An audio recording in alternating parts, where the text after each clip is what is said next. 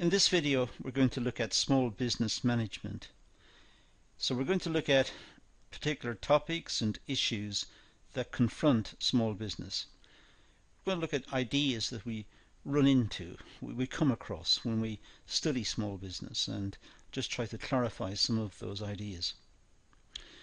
So let's start by looking at line and staff organization. Well, at the top of the organization, let's say with medium-sized businesses and certainly large businesses, we're going to have the chief executive officer. Now in small businesses, this may be the owner. It may be simply the person who had the business idea in the first place and set up the business. But if we take a larger organization for the moment, we can see that under the larger, in this larger organization, under the CEO will be, let's say, the marketing manager, and under the marketing manager there will be a number of perhaps additional managers or workers or employees or specialists in some way supporting the marketing effort. Likewise, we have a production manager, and again staff reporting to the production manager, a finance manager who may be in charge of the accountancy section, and again there may be accounts clerks and finance personnel reporting to the finance manager within that section. There will be perhaps a distribution manager to ensure that the products, when finished, are distributed correctly, and again with workers reporting to that manager, and also perhaps a HRM manager with, of course, staff reporting upwards. Now, as I said, that would be a good representation of a medium-sized business where there will be many functions running across the range of activities of the business, ranging in this case from marketing all the way across to, let's say, HRM. And under each of these, in the various departments, there will be perhaps many people, many employees engaged in various functions. But as, in a sense, we shrink the business, it becomes a smaller and smaller business, we may get down to one person doing more work, carrying out more functions. So if we consider a business right at the start of a phase, it may be just one person with an idea. Well, that one person is the entrepreneur. That one person is about to bring the idea into existence, but that one person has also got to look after the accounts and develop the product, look at the marketing of the product. That one person has got to perform a lot of functions, and that will, as the organization grows, that will change. That one person, the entrepreneur, the person who started the business, may become the owner-manager and have managers reporting to him or her underneath. So there might be a production manager, let's say, or a marketing manager. And later on, those managers will have people reporting to them. So we move from the very small up to something we've got on the screen. And indeed, large corporations can be a lot more sophisticated than this, with many different types of managers cutting right the way across the organization. Now this introduces us to something called the span of control. Now when we've got few subordinates, few people reporting to a particular manager, the work is complex. With few subordinates, the owner-manager or the person in charge of that section will have to perform a lot of functions, will have to deal with many tasks, and that makes it complex because there are fewer people taking on the roles of looking after particular functions. The workers need detailed supervision as well. The workers will need to be trained, and they probably have to have induction courses and have tasks explained. So not only is the work complex, but even when workers are brought in to help, they in turn will need to be monitored and trained. And the supervisor may be inexperienced. The supervisor may be inexperienced in looking after workers, for example. It may be the supervisor's first time into that role, or it could be that the supervisor has different experiences in different organizations. But the point here is that the span of control is, if we look at the diagram on the right, put the cursor on the screen, here would be the manager, and here are the number of workers reporting to that manager. So in this case there are 3. So we'd say the span of control is, let's say, 3. Now with more subordinates the work is moderately challenging, because more subordinates, more people doing the work, better division of labour, better allocation of tasks. The workers are moderately proficient in doing the tasks. So they're moderately proficient, they're able to get on with the work, but they will need supervision and they will need proper training. And the superior in this situation is moderately skilled in the tasks. So if a person's away ill or away for whatever reason from work, then the supervisor, the person in charge, could step in and do that task. So the span of control here is different to the above one. We see the manager at the top on the right hand side, and in this case we have 6 subordinates reporting to that manager. With many subordinates the work is simple to carry out because the tasks have been broken down into small entities. So workers are only performing small tasks, completing the small task and then passing the component on to the next person who completes the next small task. The workers are very experienced. They have been learning by doing. The more they have performed the task, the more they have learnt about it, and they can problem solve. They are aware of what can go wrong. So the workers are very experienced. The superior is skilled and experienced. The person at the top is skilled, knows the work, and is also experienced, knows how it's developed and knows what's involved. And the span of control here would be 1 to many. Now, of course, there is constant discussion in business circles about what the ideal size of a span of control should be. Should one person be looking after a lot or just a few? At what point does control break down? Well, that's a discussion for a different time and place, so we're not going to engage in it here. Now, let's look at creating structure, understanding, for a start, informal groups. Informal groups, they're usually bound by common interest or perhaps by backgrounds. So informal groups, they are not structured, they are not developed and designed by the organization. They simply come into existence.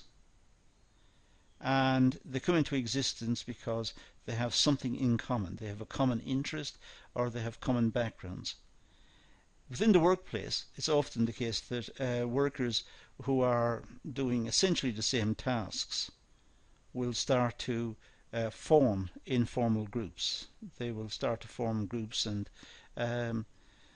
develop common interests, and it can even develop into social groups outside of the workplace. They tend to have a changing and informal leadership hierarchy. Informal groups, sometimes one person may be seen as the leader, at other times somebody else is the leader. It's not formalized, it's not regulated in any way. It simply happens. So it's as if different members of the group take turns in being the leader or being the mover within the group.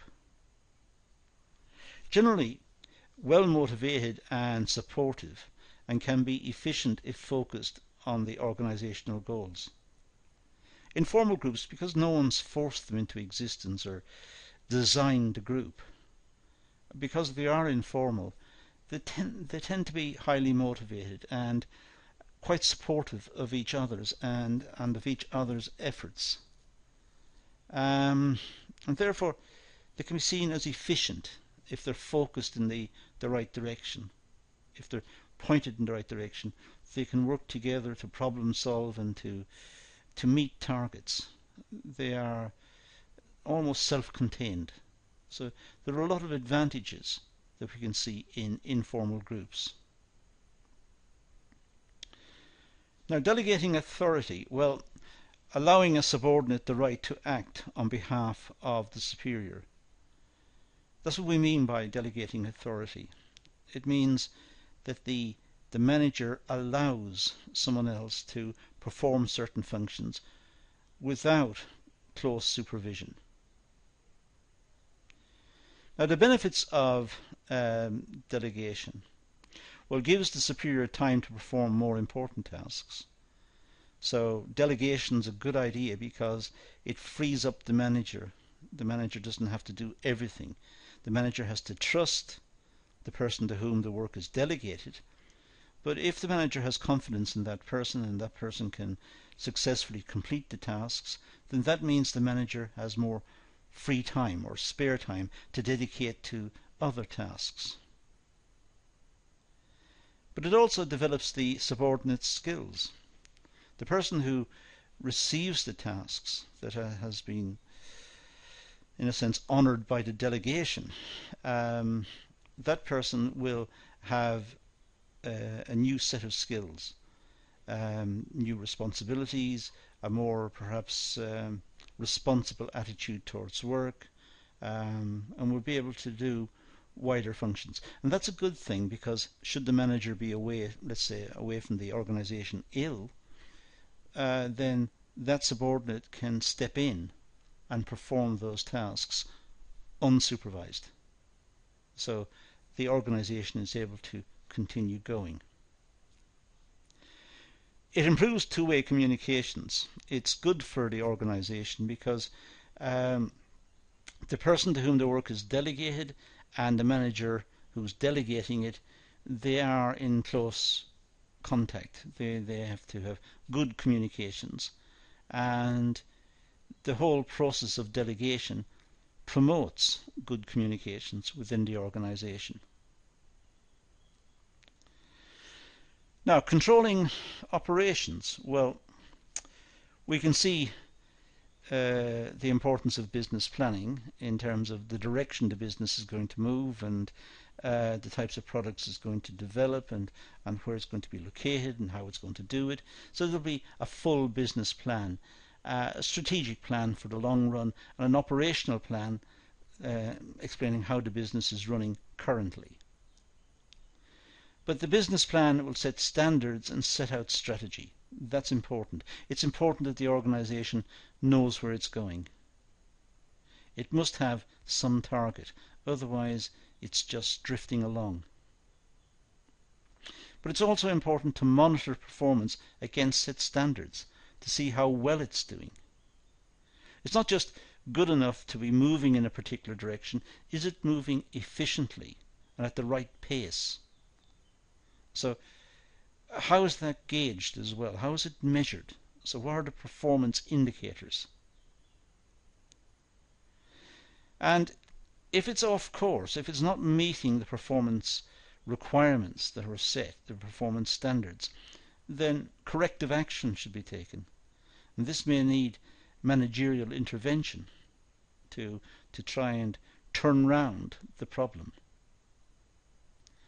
So that corrective intervention, once it's taken place, there should be a review process to see what went wrong, how it was fixed, why it was allowed to develop in the first place, to try to develop plans that do not enable these issues to arise. And in developing those plans, of course, there is a feedback from the review process back to the planning process. So the next set of plans will be more robust and more accurately drawn compared to the plans who had the problems previously. Now, stages of the control process. Well, we have preventive control to try and intervene to stop something from happening, stop a breakdown, for example. We have to have regular programs of maintenance control to make sure that the machines don't break down, to prevent a stoppage, to prevent the organization from meeting its requirements or its objectives. So we have preventative control to stop any adverse situation arising. But we also have the input stage related. What must be done to enable preventative control to work? What must the management do? So, for example, inspect raw materials and goods inwards to make sure they're of good quality, so as to prevent stoppage because of bad raw materials.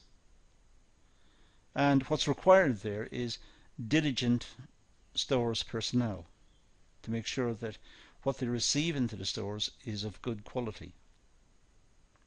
We also have concurrent control, which is the ongoing control of the business, which cuts across all the functions really, but it looks at how the business is currently setting about its tasks. And this is more a process stage. It's looking at the processes of the business and trying to get the processes synchronized and efficient.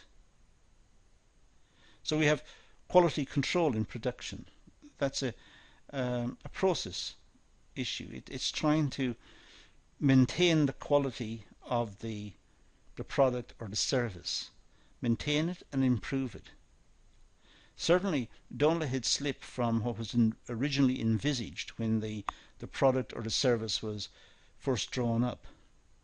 So it will require close supervision and monitoring to avoid mistakes and waste. And then we have corrective control. It's when something has gone wrong and it needs to be fixed. So this is at the output stage. It's already happened. Something has gone wrong, so now it needs to be fixed. It needs to be corrected. So, for example, quality control related to the final product. If the final product is not of the required standard, then it must be rejected. That can be very expensive for the business, so the business will want to look into why did it happen, how did it happen, and what measures can be taken to prevent it happening in the future. It's also the case that the organization will want to look at budgetary control to see how it's managing its resources and to see if expenditure within budget categories are overspending or underspending, and to try and take corrective action to ensure that the budgets are not being overspent, that there are large variances on the budgets that were not anticipated. So again, it does require close supervision and monitoring. Now, communicating. Well, it's important to develop and encourage two-way communications. It's important that the line staff should be able to communicate with the middle management and the senior management. But in small businesses, it's important that the staff perhaps are able to speak to the owner or the manager of the business. Sometimes they may have suggestions for improvement, or sometimes they may have problems with the organization, the way it's designed, or they may perceive some unfairness about the way remuneration is calculated, or whatever. But it's certainly important that there is two-way communications, and that is not just allowed, but it's encouraged, because that's important for the long-term growth and stability of the organization. That feedback is very valuable. Periodic performance review sessions for feedback are a good idea. Sometimes managers, even in very small organizations, may set aside one day perhaps every month, or one day every 6 months, or perhaps an afternoon or a couple of hours, whatever it is, depends on the situation. They will set this aside to talk to an employee about issues, to discuss what could be done, to discuss how they see the work and what issues they've confronted, and also set targets for them to achieve in terms of their own development. Bulletin boards to keep employees informed are a good idea. Clearly the information contained on the bulletin board would be very generic and cut across everyone within the organisation. There would be nothing in particularly personal or related to any particular group of employees, but generally speaking just indicating general information about the organisation. So it's a way of, again, passing on information. Some organisations do use local area networks, LANs, and are able to send messages to staff very quickly, and simply by assigning the staff to a group and then sending the message to the group. But not all organisations have that, so it may be that the organisation uses a website and posts information on the website. If they want to communicate more securely, the website may have a login facility, or they may use some sort of security in terms of packages associated with websites, so that the staff can then check what's happening at their leisure. Perhaps when they're at home, just log on and see what's happening within the organisation, and are kept informed. Sometimes suggestion boxes are used to solicit employees' ideas. Just a suggestion box left in different parts of the organisation where people can write out ideas and put them into the box, and if they're a good idea, then they may be adopted. Staff meetings to discuss issues and problems. Many organisations consider this very important, where there are, let's say, a monthly meeting of the staff and the management to discuss particular issues and what's gone right and what's gone wrong, and how the organisation can change, develop, how it can promote welfare and quality and output. And so it's a way of throwing out ideas and having them discussed, and it encourages involvement on the part of the employees. There could be informal meetings with employees to socialise and talk. Sometimes companies may organise a buffet lunch, perhaps in a local hotel or a local restaurant or wherever, and the employees turn up and just chat for a while about different issues. It's a way of also cementing together the types of working relationships that have been developed, so that the employees can see each other and see the management in a more informal setting, which will encourage motivation and application. Now let's look at negotiating. Well, two-way communications facilitates smooth production and helps eliminate waste. I think when we talked about communications, we needed to perhaps mention the fact that there are productivity aspects associated with two-way communications, and it also eliminates waste because they're able to talk about the issues, how the work is running, and they're able to discuss the issues and come up with better solutions and better ways of working. However, In terms of negotiations, two-way communications is important because it enables different people within the organizations to negotiate, to discuss and agree on how different tasks should be carried out. And this is a type of negotiation. And within negotiations we can conceive of one type of outcome which is called the zero-sum negotiation. Now it gets its name because the benefits to one party is exactly matched by the costs to the other party. So where one wins, the other loses. So if we add the two together, we get 0. The amount of winnings is exactly the same as the amount of losses.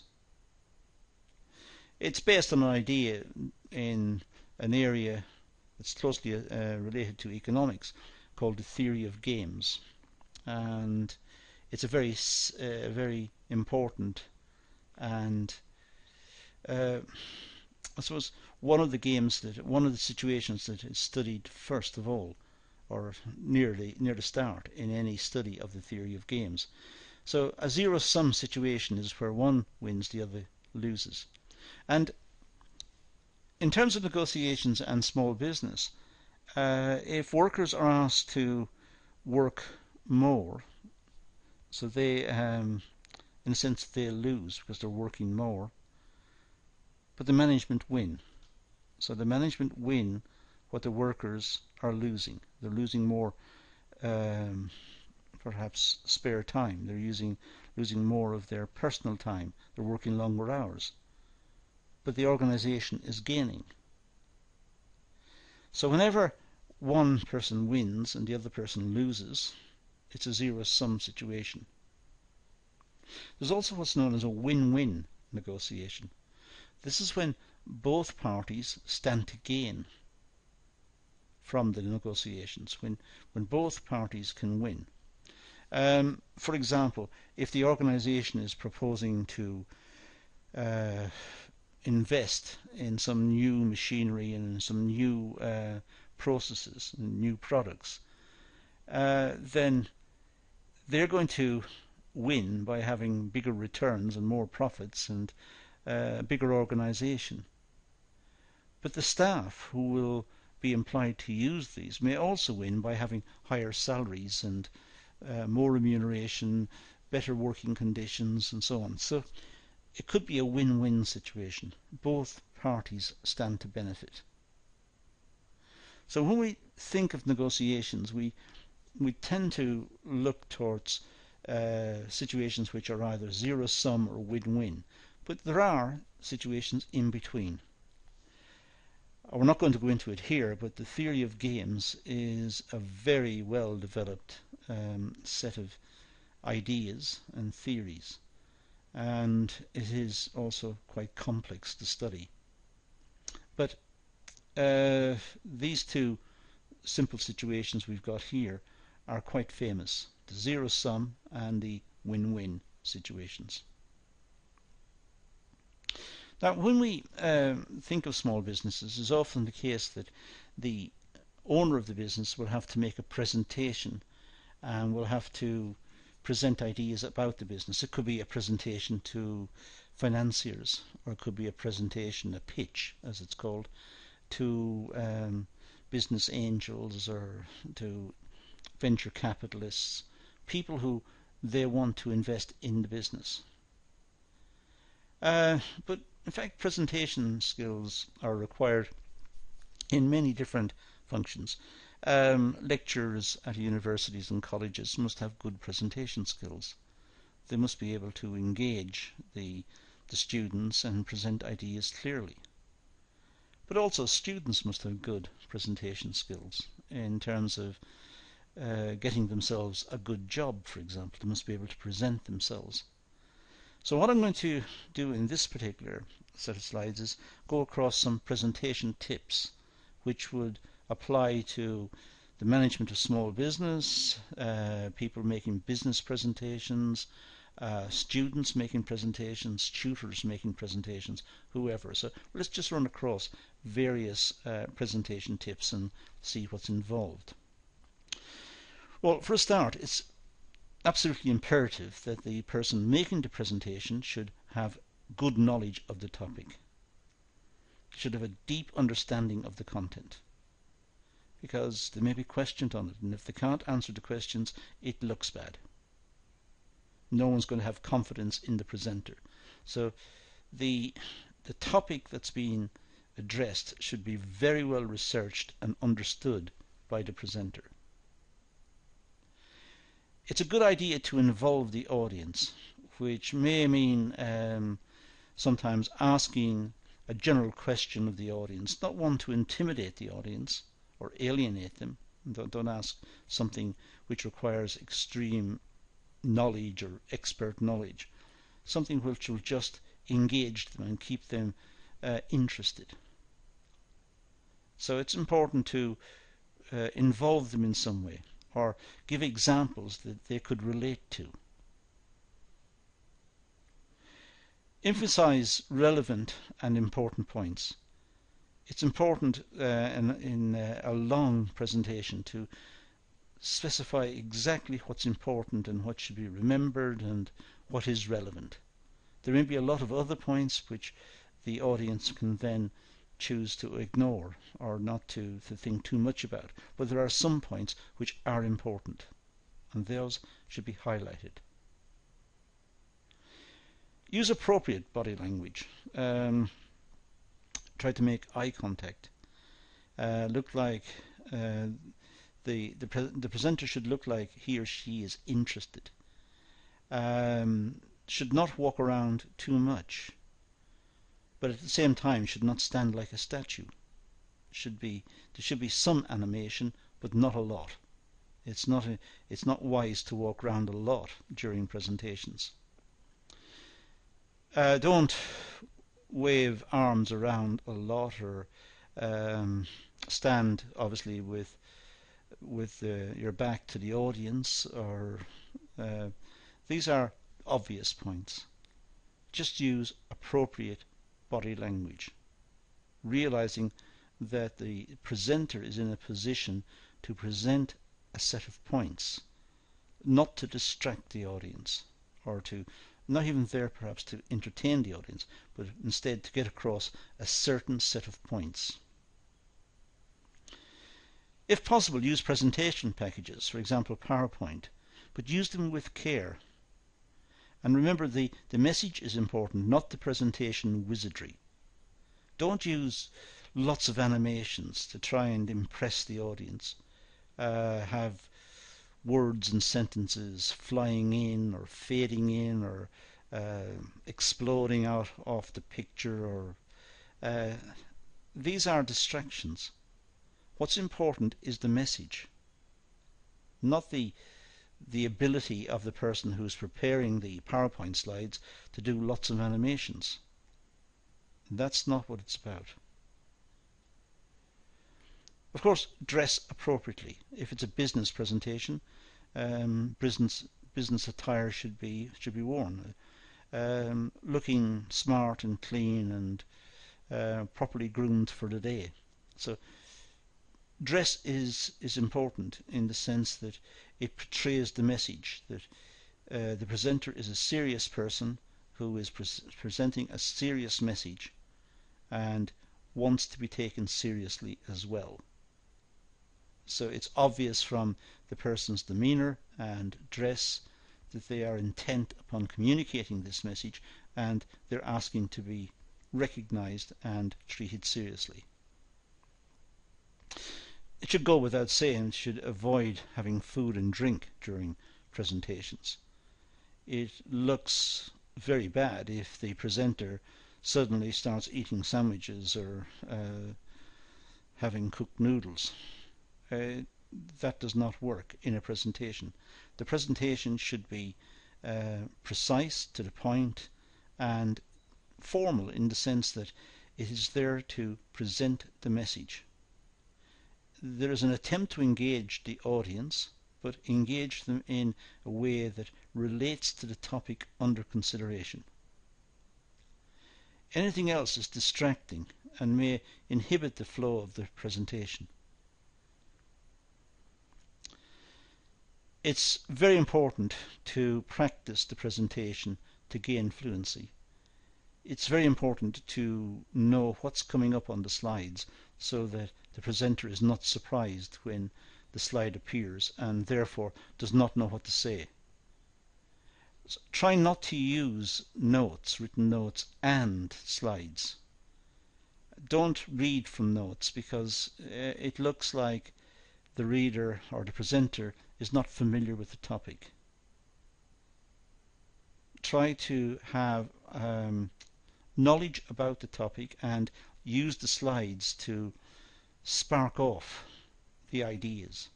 Use the slides to bring the ideas to the front of your head so that it's possible to talk about them.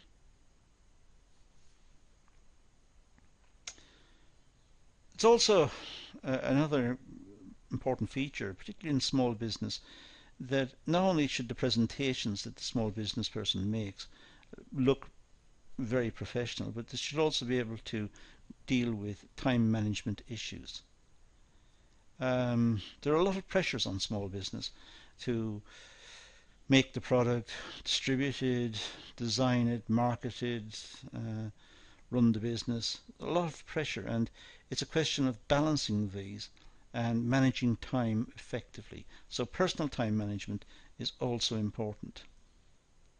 There is a problem of time pressure. Generally speaking, it's a bit like a zero-sum situation we talked about earlier. The more the manager spends on one area, the less time he or she has got to spend on a different area. So it's zero-sum. And many owner-managers work long hours. And in working long hours, they have to allocate those hours in a way that completes the tasks that need attention.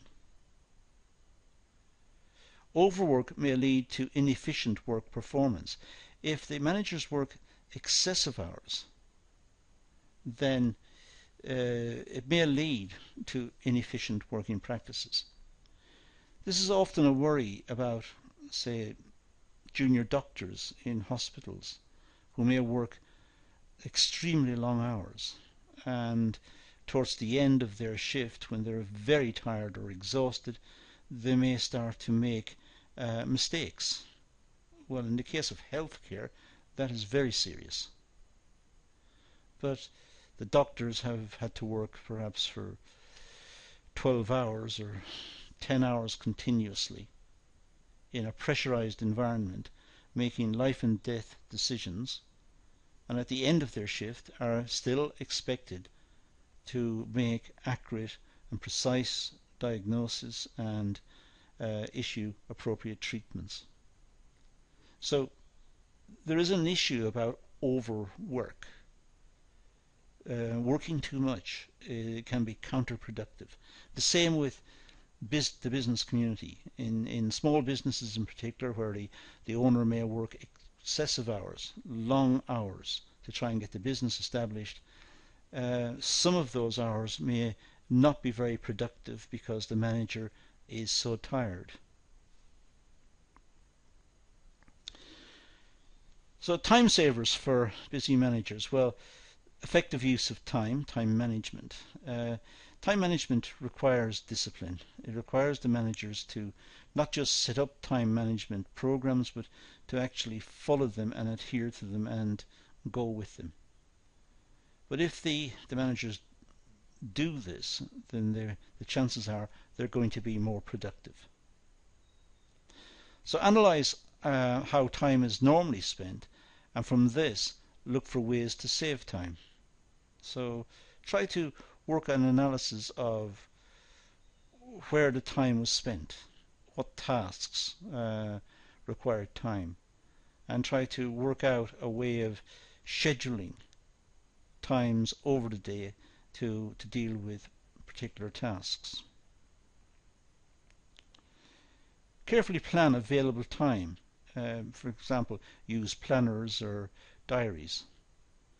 There are a lot of online applications that can be used as well. In fact, many of them now run on smartphones, and they can give good indications of when activities should start and stop and what needs to be done, and also perhaps give links to supportive material.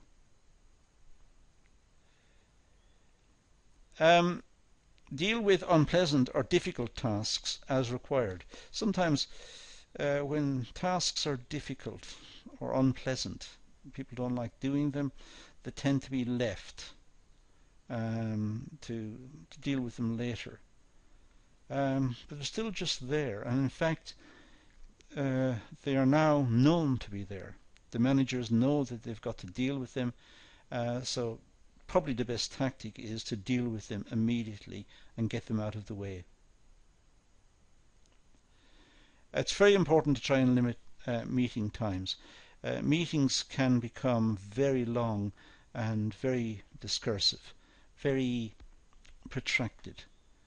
People, perhaps at the meetings, make long talks about particular points, and others may chip in and agree or disagree, and there will be more discussion.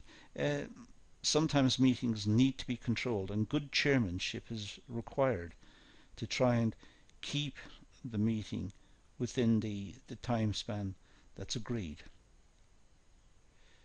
But generally speaking, try to keep it to about an hour, which seems to be a good time period for many meetings in many situations.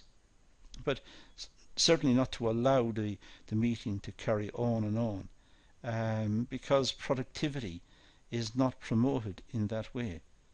The outcomes of the meetings will not necessarily be improved by long discussions. Now, prioritizing time and attention. Well, pay attention to critical activities. Critical activities are the urgent and important ones. It's clearly important that the managers should look out for what is critical, what is it that needs to be done, what is it that must be achieved. And the managers should pay particular attention to those points and try to achieve those as quickly as possible. Deal promptly with issues that are important. Not urgent, but important. Sometimes there is a distinction between what's urgent and what's important. Urgent points mean they should ideally be done now, very soon. But they might be urgent but not that important. It's important to deal with the big issues, the ones that absolutely need to be done, and make sure that they are completed on time and to a good standard. And then move back and look at the urgent ones. Perhaps the timescale has been missed on the urgent ones, but the important points have been dealt with, and that's the main thing. Ideally, the management should not have got into the position where they had to choose between the two, that both of these were factored in much earlier and dealt with when there was perhaps more time available at an earlier stage. It's important to try to avoid interruptions. There should be a type of protocol within the organisation to state when it's appropriate and when it's not appropriate to make contact with particular people. It's important that the management have time to ensure that their own record keeping and their own reports and their own studies and these activities are completed. And for that to happen, there must be given time and space. So try to avoid interruptions. Certainly try to avoid unnecessary interruptions or interruptions about small issues. Also try to avoid distractions. Sometimes people are easily distracted. They may start to complete one task, they see another task needs to be done, and they switch over and they switch back, and eventually both projects are going to be delayed. Both projects may have problems. It's all because the person dealing with these became distracted, or allowed himself or herself to be distracted by something else. They may be distracted by what's happening within the organization. They may be distracted by talking to other people, and other people have come up with ideas, and they start to think about the ideas instead of focusing on what they were meant to do. So they should not get distracted. Now, outside management assistance. Well, the need for outside assistance to provide a different perspective and experience to supplement the entrepreneur's personal knowledge and experience. Outside contact is always felt to be a good idea, to have contact with other organizations or professional bodies, so that the management can see what other companies are doing. They can understand the big trends in business. They can understand new concepts. They can even become familiar with an emerging language, because sometimes management has its own way of speaking, its own, if you like, its own slang terms, its own peculiar language. And it's important that the management feel a part of this, and they feel that they have contact with the outside. They're not inward looking, they're outward looking. And that will enable them to try to understand their customers, customer requirements, changes in the market, changes in technology, changes in working practice, globalization. They'll have a much fuller understanding of these processes through outside contact. To provide opportunities to share ideas and access detached, objective viewpoints and insights.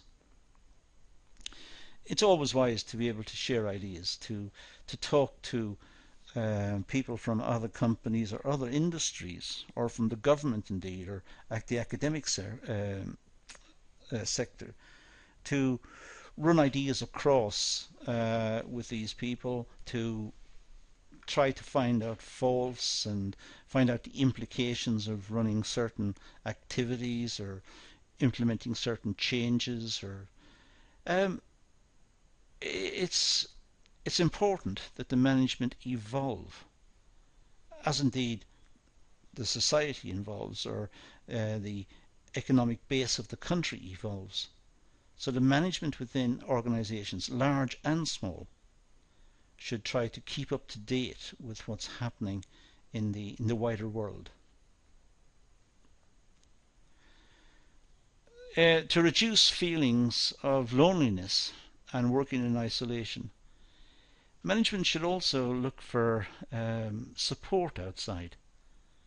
Sometimes, because they are the management, they're the only one doing the particular task, they have overall responsibility for the task, they need to involve others in what they're doing.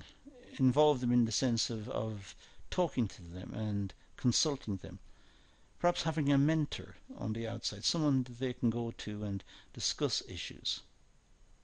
It's not that they're necessarily going to get the right answers or even get any answers, but at least to have an opportunity to talk and rationalize and understand the issues, so that they have a greater understanding of their work and their obligations and the various processes that they're involved in. To gain new knowledge of methods, approaches and solutions not considered before. It's wise to go looking for new ideas and go looking for solutions to problems.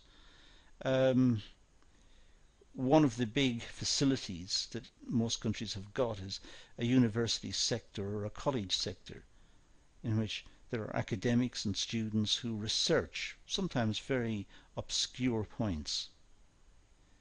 But perhaps later on they're not so obscure. They have application. They give an insight into a certain situation, and they may help someone who reads that work or that particular academic report, or engages with the person who developed some idea or some theory or some innovation. And through that contact and through that experience, they're able to come up with new knowledge that they can apply within their business. And perhaps they would not have been able to do that had they just looked inwards on their business. So it's important to be able to, as I said, look outwards and engage with others on the outside. Now, sources of management assistance. Well, if we look at the various sources of management assistance, we could have business incubators. Now, business incubators are individuals, usually financiers, or organizations that are there to promote business, and they incubate the business, they help the business, particularly at the early stages, and small businesses need a lot of support. There's a lot of evidence that most small businesses still go bankrupt within the first few months. So business incubators, they do as the word suggests, they incubate the business, they try to support it, help it, manage it, support the manager, recommend ways of working, recommend sources of information. They're there to try to ensure that the business continues. There could be consulting teams. Sometimes local governments or central governments may have facilities for businesses to meet with consulting teams or experts or sources of free advice that they may use, which will help them to solve particular problems. There's also the Chamber of Commerce. The Chamber of Commerce is an organisation dedicated to supplying support and help to businesses. So the businesses join the Chamber of Commerce, they can use its library, they can attend talks and lectures and functions, and they get to meet other business promoters, other business people, managers, and they're able to exchange ideas. It's a way of helping the management from the outside. There are also, in the UK, small business development centres, but other countries have recognised the importance of small businesses as well, and they also have various programs to help small businesses. But sometimes specialist organisations come into existence, like this one, to try and help specifically small businesses. There are, of course, management consultants that may be hired or spoken to. However, sometimes this source of information can be expensive, so many small businesses can't afford that. So instead, they may use free facilities and free consultations when they are provided. So they try to find out when they can access this type of support. There are also, of course, academic articles and seminars.